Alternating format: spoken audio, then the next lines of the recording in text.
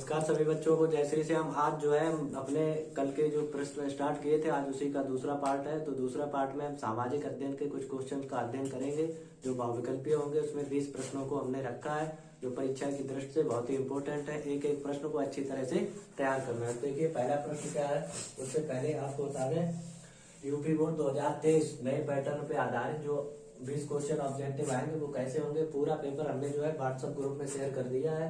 और जिन लोगों के पास नहीं है वो लोग जो है एक दूसरे से अरेंज कर सकते हैं। तो देखिए पहला क्वेश्चन क्या दिया गया है। पहला क्वेश्चन है हमारे पास, इटली का एकीकरण किसके नेतृत्व में किया गया था। तो इटली का एकीकरण किसके नेतृत्व में किया गया था, गैरिबाल्डी के नेतृत्व में। किसके नेतृत्व में किया गया था, गैरिबाल्डी।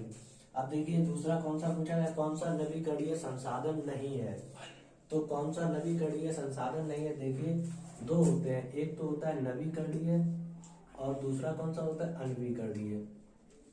अनवीकरणीय कौन से होते हैं, जो समाप्त हो जाएंगे भविष्य में। कैसे हो जाएंगे, समाप्त।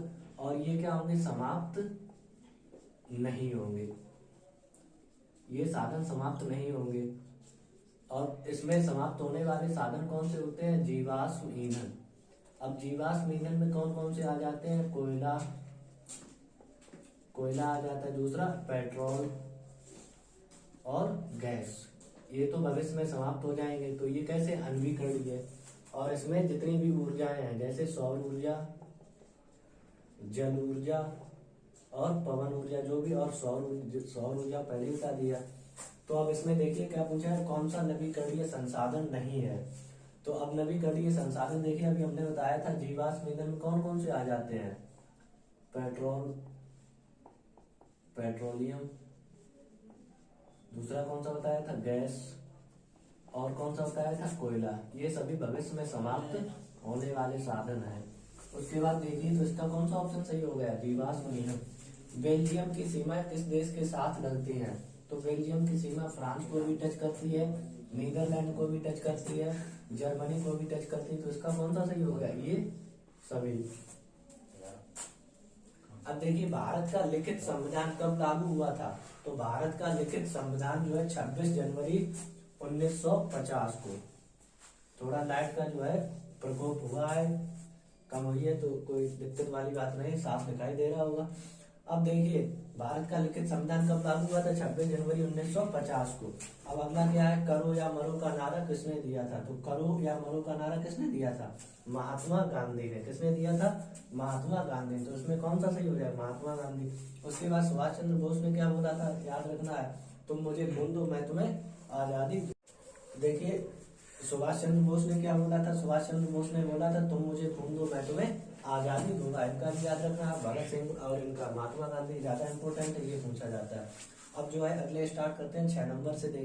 आइए अब देखते हैं अपना क्वेश्चन। अगला 6 नंबर वाला क्या दिया, 18वीं शताब्दी में विश्व व्यापार का सबसे बड़ा केंद्र था। व्यापार का सबसे बड़ा केंद्र कौन सा था, तो कौन सा था, यूरोप।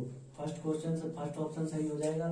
उसके बाद देखिए किस देश में भयानक आलू की अकाल स्थिति बनी थी। तो वो कौन सा देश था, आयरलैंड।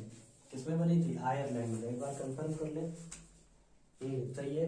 उसके बाद देखिए काले दस्ताने और बंधी हुई मुट्ठियां किसका प्रतीक थी। काले दस्ताने और बंधी हुई मुट्ठियां जो है प्रतीक थी, ये है अश्वेत शक्ति की। किसकी प्रतीक थी, अश्वेत शक्ति की। अब देखिए अगला, जिस देश के सभी कानून नागरिकों के प्रति समान रूप से लागू होते हैं वहां क्या होता है, लोकतांत्रिक सरकार। कौन सी होती है, लोकतांत्रिक। तो इसका तीसरा वाला सही हो जाएगा। तो देखिए 4 नंबर वाला, काजीरंगा नेशनल पार्क प्रसिद्ध है। तो सबसे पहले काजीरंगा नेशनल पार्क कहाँ है, तो याद रखना ये असम में है। कहाँ है, असम राज्य में है। और ये एक सींग वाले गैंडे के लिए प्रसिद्ध है। इसके लिए, एक सींग वाले गैंडे के लिए। विश्व में सर्वाधिक वर्षा का स्थान सभी को पता होगा, इंपोर्टेंट क्वेश्चन है ये वाला और एक ये वाला। तो देखिए मासेन में सबसे ज्यादा वर्षा होती है। NHAI किस अधिकार, NHAI क्या, national highway authority of India. तो ये किसके अंतर्गत आता है, राष्ट्रीय राजमार्ग के अंतर्गत। इसमें ये वाला क्वेश्चन नंबर 13 से देखते हैं। अब देखिए अगला क्वेश्चन नंबर 13, किसी देश का विकास किस आधार पर निर्धारित किया जा सकता है। तो किसी देश का विकास जो है उसकी प्रति व्यक्ति आय पर, या फिर साक्षरता दर पर, या फिर किस पे किया जा सकता है।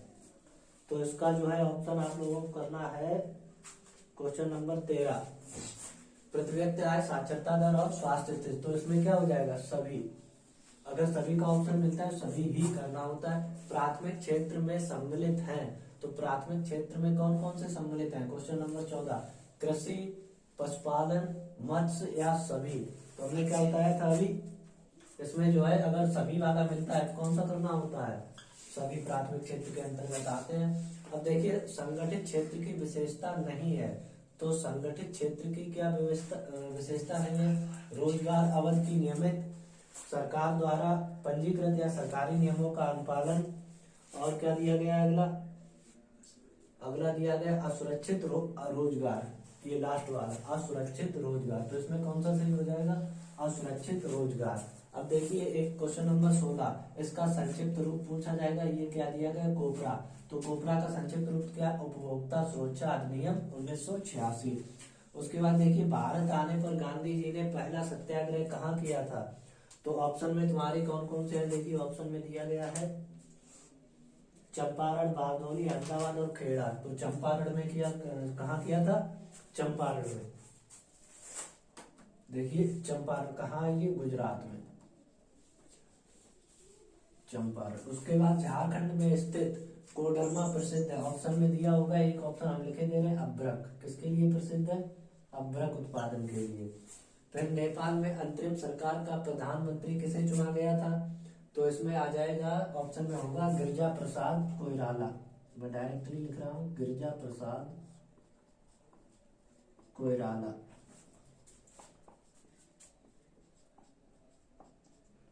फिर सबसे लास्ट देखिए, मानव विकास के लिहाज से पड़ोसी देश भारत से बेहतर है, कौन सा पड़ोसी देश भारत से बेहतर है, तो श्रीलंका।